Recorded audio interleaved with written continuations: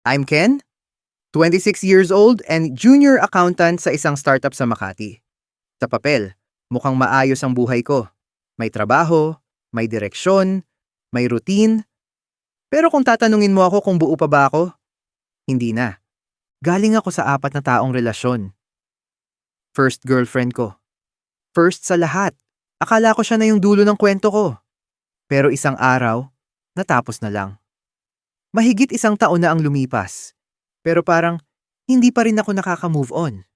Naiwan akong lutang. Nawawala. At mas lalong nalito sa sarili ko. I started getting attracted sa kapwa ko lalaki. Una simpleng tingin lang at sulyap. Pero kapag may nakita ako na type ko talaga, physically fit, iba na yung tumatakbo sa isip ko.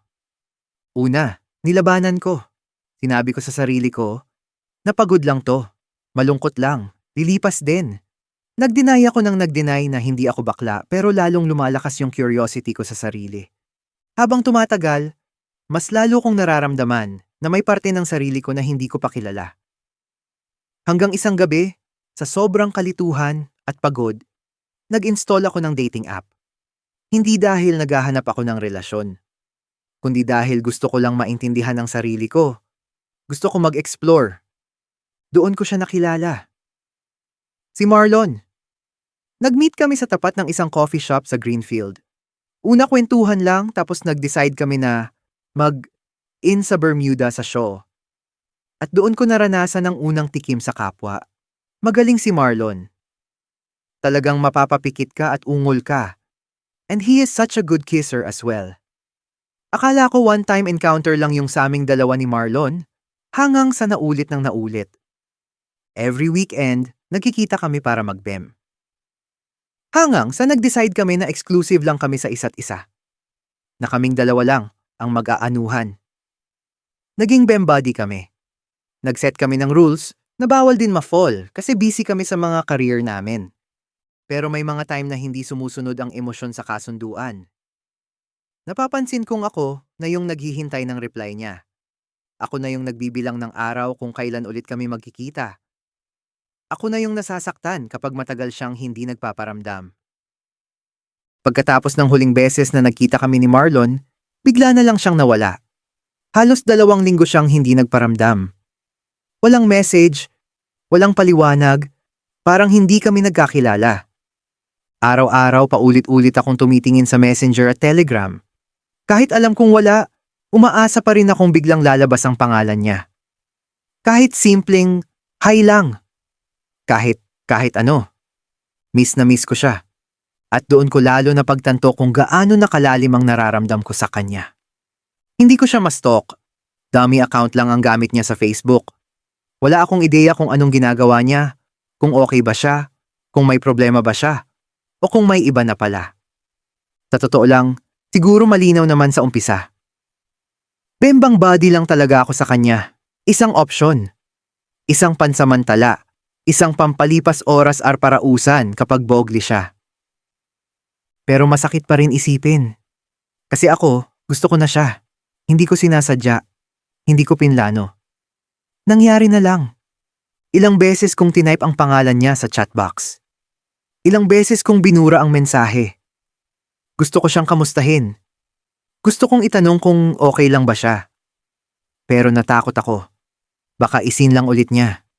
Baka magmukha lang akong desperado. Baka mas lalo lang akong masaktan. Kaya pinili kong manahimik. Friday nun. Day off ko kinabukasan. Naghahanda ako para sa akyat bundok namin ng mga office mate ko. Joiner lang ako. Meet up namin sa Greenfield, Mandaluyong. May oras pa bago dumating ang van ng 8:00 ng gabi, kaya nagpasya muna akong maglakad-lakad. Maraming tao. Typical na Friday night. May mga nagja-jogging, may mga naglalakad kasama ang pamilya o kaibigan, may mga magkasintahang magkahawak kamay. Ang ingay, pero pakiramdam ko, mag-isa lang ako. Balak kong bumili ng kape para magising-gising. Pero bigla akong napahinto. Napatigil ang mundo ko. Nasa harap ko si Marlon. Nagtama ang mga mata namin. Pero hindi niya ako pinansin. He acted like he did not see me. Meron siyang ka-holding hands na babae. Tapos bigla siyang hinalikan sa lips, tapos tinawag siyang love. Nanlamig ang buong katawan ko. Parang sinasaksak yung puso ko. Gusto kong lumapit. Gusto kong tawagin ang pangalan niya. Pero hindi ko ginawa. Wala naman akong karapatan. Imbes na isipin at masaktan ako sa nakita ko, nag-enjoy na lang ako sa bundok kasama ng mga ka-office mate ko. Sobrang saya ng experience ko sa bundok kasi first mountain ko yon. Ang ganda ng Sea of Clouds. Sa Mount Pulag kami umakyat. Unang beses kong umakyat ng bundok. First mountain ko ang Mount Pulag. Pagdating namin sa tuktok, napahinto talaga ako. Ang ganda ng Sea of Clouds. Parang dagat na gawa sa ulap, tahimik at payapa. Sa moment na yon, pakiramdam ko ang liit ng mga problema ko. Parang kahit sandali, huminga ulit ang puso ko. Sabi ko sa sarili ko, babalik ako ulit sa Mount Pulag. At sana, sa susunod, kasama ko na yung taong mahal ko at yung taong pipiliin din akong mahalin. Pabalik na kami ng Maynila. Nasa biyahe na kami nang biglang nag-pop up ang pangalan ni Marlon sa Messenger. Can we meet sa Greenfield? Hindi ko alam kung bakit, pero nag-reply ako agad. Sure. Sinabi ko sa kanya na baka madaling araw na ako makabalik ng Maynila dahil nasa biyahe pa ako. Ang sagot niya, willing naman daw siyang maghintay. Hindi ko maintindihan ang sarili ko. Excited akong makita siya. Kahit alam kong may parte pa rin sa akin na nasasaktan. Parang ganun talaga minsan. Kahit pagod ka na, kahit alam mong delikado, may mga taong isang message lang. Guguho ulit ang mga pader na pilit mong binuo. Nang dumating ang van sa Greenfield galing Mount Pulag para i-drop off kaming lahat, bumaba agad ako. Hindi ko alam kung bakit, pero instinct ko, kailangan ko siyang makita. Nakita ko si Marlon. Nakaupo siya sa labas ng Starbucks, nakatingin sa kape niya, at sa paligid, parang normal lang. Parang hindi nagbago kahit na higit 1 buwan na kaming hindi nagkakausap. Umupo ako sa tabi niya. Hindi ko alam kung makakausap ko ba siya ng normal. Kamusta ang hiking? Tanong niya. Casual lang, parang wala lang. Okay naman, masaya. So, bakit gusto mo makipagkita sa akin? Sagot ko diretso. Walang paligoy-ligoy. Wala lang, sabi niya. Parang hindi rin interesado. Kung wala lang, uuwi na ako sa apartment ko. Pagod na ako. Gusto ko na matulog. Sabi ko pero ramdam ko ang bigat sa dibdib ko. Tatayo na sana ako para umalis at maglakad palayo, pero hinawakan niya ang kamay ko. Hindi mahigpit, hindi rin malambot, pero sapat na para pigilan ako. Tumingin ako sa kanya. Tahimik lang siya. Parang sinusuri niya ang buong pagkatao ko. Parang nagbabantay sa reaksyon ko at sa susunod na gagawin. Ken, mahina niyang bulong. Anong gusto mong sabihin? Naiinis na sabi ko. Kasi pagod na ako at gusto ko na talaga matulog, pero pinuntahan ko pa talaga siya. Yung nakita mo nung nakaraang araw. Girlfriend ko yun, sabi niya. Parang tumigil ang mundo ko. Hindi ko alam kung ano ang sasabihin. Hindi ko rin alam kung ano ang nararamdaman ko. Tapos, anong gusto mong sabihin ko? Why do you have to explain kung girlfriend mo yun or what? Wala naman ako pake. Sabi ko, tapos tiningnan lang niya ako pero deep inside. My heart is breaking right now. I want to cry. Tahimik lang siya saglit, tinitigan ako sa mata. I want to explain it to you because I don't want you to think na you are just fubu to me.